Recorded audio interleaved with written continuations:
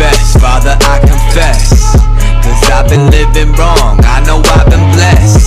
I had 1,000 chances, how many left? Thank you everybody for viewing. Welcome to Fantasy Football Dynasty. And again, I'm here, your host, Jason Allen, with my Corona wear. My other host we got here is Cody Wilson, and introducing to the pod, who's going to be a constant, permanent member here. We're so glad to have him. We have Gerald here. Go ahead and tell us a little bit about yourself. Introduce yourself to the fans and tell us about your fantasy dominance and why you were able to make it to the show. Hey, guys. Thanks for having me, Jason. Cody kind of got me into this situation here, but I've been playing fantasy football for about 13 years since I was in college, and I mean, just steadily playing it and knowing a little bit more about everything. More recently into just commissioning a lot of leagues, probably too many leagues. I think the last couple of years I've commissioned 3 or 4 leagues, so it's a lot to keep up with. But one day we should have a real good show about commissioning leagues, because Cody's in one of the leagues that I commission, and I would tell you this one thing my wife hates is fantasy, and my wife is in our league. I stress more about being the commissioner than I do about my own teams. So the news is broke today, as everybody knows, Rob Gronkowski was traded to the Buccaneers to reunite with Tom Brady under Bruce Arians' offense. Just coming initial reactions, Cody, what did you think of the move? I don't think it's a terrible move. I think it's more for show than I think it is for necessarily a ton of production. Gerald, what were your thoughts initially? I mean, obviously there is a show aspect to it being Gronk, and who knows, is he still going to have to defend his 24/7 WWE title during this whole thing? But I think in their minds they think of it as more than just a show. I think that rapport with Brady and the years they had in New England, I definitely think is something that's going to help Tom Brady and Rob Gronkowski's transition in Tampa Bay. I think one of the biggest takeaways I took from it was, what does this mean about the Patriots locker room or their organization as a whole, that Gronk essentially retired and sat out a year instead of play for the Pats. Ever since they lost that Super Bowl to the Eagles, that there was talks about how it wasn't fun to play for the Patriots and how players thought it was a lot, very demanding organization to play for. And absolutely. And actually, that's funny. I thought the same thing, but the biggest take I took from it all was, what is it? What pigs get fed, hogs get slaughtered. I mean, all that talent. I mean, it's only one football. I'm assuming O.J. Howard's still going to be somewhere usable because of his talent purely. You didn't see that a lot last year, but that's another discussion for another day. Cody, do you know what do you think is his opening ADP going to be in a 10-team league? I think people are going to way overpay for this man. I think Gronk is probably going to be 3rd, 4th, maybe early 5th round. Definitely don't see him falling as far as I actually think that he should. I think that people are going to be reaching big time just for the name. Feel comfortable drafting Gronk at with the information we have right now. So Gerald, we'll start with you. Where do you feel comfortable drafting Gronk at right now? If you looked at his last 2 years at New England, his yearly averages would make him about tight end number 7. Okay. In PPR scoring. So at that point, looking at last year, Evan Engram, tight end taken, and he was taken about the late 7th round. So 6th, 7th round is probably where I'd feel comfortable with Gronk. I mean, tight end is one of those positions, I think now, if you don't grab one of those top 2 or 3 guys, you could definitely wait to the. What about you, Cody? Where would you feel safe or comfortable drafting Gronk at? I'm really right around in that area. I was thinking right around the late 7th, early 8th kind of time frame. So I'm pretty much right in step with Gerald. I do think that he's taking a year off. Doesn't necessarily bode too well in my mind. Look at the Lev Bell situation, or what kind of shape he's going to be in. And realistically, the injuries really concern me. Out of 9 years of his career, he's only played more than 13 games 5 times. Actually, I'm going to shock you guys. I mean, I'm probably pulling the trigger on Gronk in maybe the 4th, 5th at the latest. And I look at it as, for me, just potential upside. I mean, I know the biggest scam in the world would be Arians only brought him in so he could throw people out the club, a la blocking. But because, Arians doesn't do great with his tight ends. But, that potential upside, I'm looking at in the 4th round, I'm either taking a receiver 2, running back 2, especially running backs in the 4th round, probably going to be non-existent. I'd rather take the upside of a Gronk. Receiver 2 at that point, if Gronk goes back to Gronk, he is a receiver 2. Yeah. And I've solidified a position that, like you said, is a barren wasteland. Remember the part in The Lion King where he went and saw the elephant carcasses and bones? That is the tight end position last year. Like, nothing but a bunch of nobodies. People were rostering Jimmy Graham with 0 points half the year because you just needed a tight end. You needed a warm body in the position. Absolutely. And so let's move into it. Speaking of that, let's go into it over-under right now. Would you take baby Gronk, a la Travis Kelce, or the original Gronk right now? Yeah, like you said, you called him baby Gronk, but now he's the thing. It might be Kelce and baby Kelce now, so definitely Kelce. Hey, baby Kelce Productions wouldn't be too bad either. So that's true. I have George Kittle number 2. Cody, you say Gronk? It hurts me to say this, but definitely Kittle. Kittle again. The 1B to Kelce's 1A. I think Kittle is definitely going to just continue the tear that he's been on over the past couple of years, and averaging 72, 981, and 4. So that's just crazy numbers for a tight end. Yeah, you got to. Shanahan schemes this guy wide open. Exactly. And we'll have a quick conversation on the side note. You guys all both have Kittle number 2, or do you have Ertz number 2 on your personal list on tight end? Real quick, Cody. Kittle 2. Okay, Gerald. Kittle 2. Emmanuel Sanders getting out of town, I think, gives him a little more target share there. Okay, I have Ertz 2, but when we have our tight ends, it's close one day. It's close. We're gonna have that. We'll battle that out. Close. Pretty sure we'll all take Ertz over Gronk, correct? Oh yeah. What about Waller? We'll both all taking Waller over Gronk. Waller, yep. Gerald, you still pause. Yeah, I think it's as of right now. Yes, I think depending on what the Raiders do in the draft, if they draft a high-end receiver like a CeeDee Lamb or a Ruggs or something, I think that might take away a little bit from Waller. But as of right now, yeah. One note I do want to bring up on Waller, why I choose him definitely over Gronk. Last year, Waller had 90 receptions last year. Tyrell Williams and Hunter Renfrow had 91. Waller had 1,145 yards last year. The two, Williams and Renfrow combined, had 1,256. And those are receivers. Now, I know Williams had dealt with a little bit of an injury throughout last year, but that just shows you how big of a piece Waller is in that offense. All right.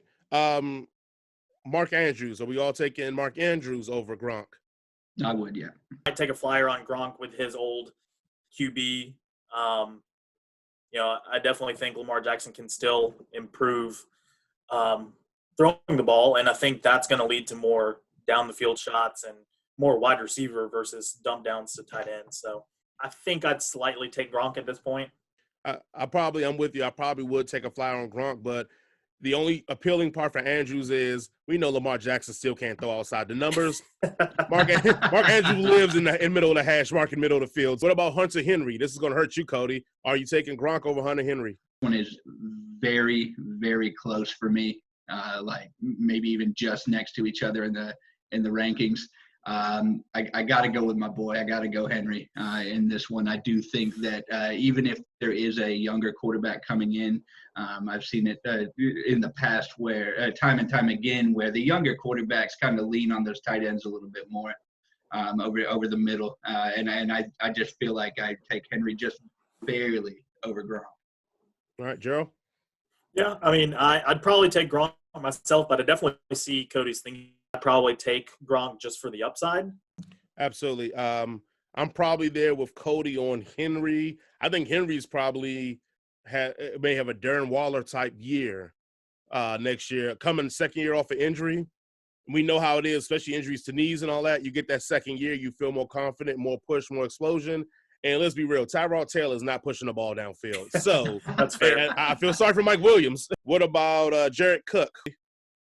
Another one that I think is really close. I just truthfully trust Sean Payton and the Saints and Breeze with their tight ends more than I trust Arians with his tight ends. It's about every year, Breeze loves his tight ends.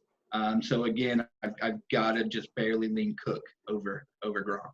I think I'm going to go Gronk here. I think Cook was carried last year with 9 touchdowns, you obviously think he's going to regress down to the mean. Even if you take away 3 touchdowns, he's down outside the top 10 in tight ends. Also, I mean, I feel you, Cody, but Jared Cook's a trash bag, bro.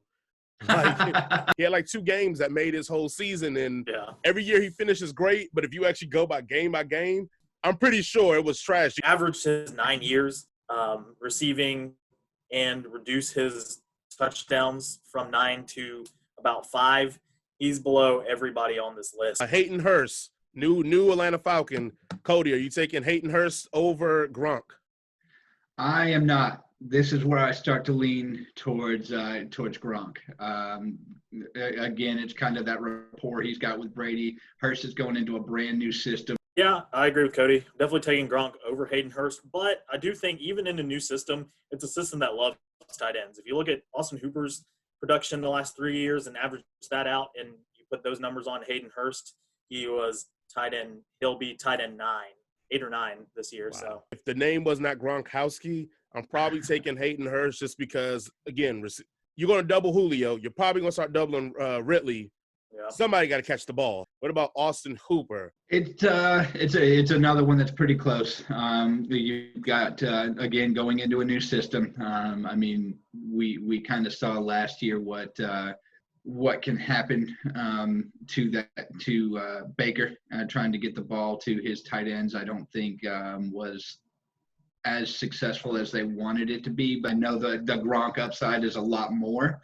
But I do think showing what Hooper was able to do last year, I am going to lean Hooper on this one. All right, Gerald, what you got? I think I'm going to go Gronk again.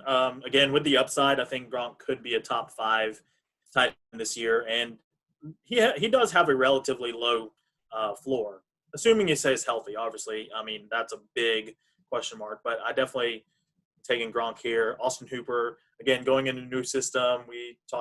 Cody talked about the struggles that Baker had in Cleveland. I added up all of the tight ends for the Cleveland Browns in 2019, and their totals would have been tight end 12. So even though Austin Hooper did have a really good year, ended tight end 6 overall in PPR scoring, I think he obviously takes a regression going to a new system. And all right, just to kind of one-word answer, though, if the Cleveland Browns do trade Odell Beckham Jr., does this change your ranking on Hooper, taking Gronk over Hooper? Cody, yes or no?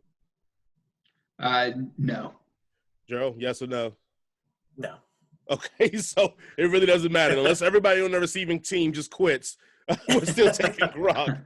All right, and the number one guy, number one most hated tight end on my list, we have Evan Engram. Would you take Gronk over Evan Engram, Cody? I would not. Evan Engram, he only played 8 games last year, but if you take his numbers and extrapolate them over the entire 16 games, you're looking at tight end number 4.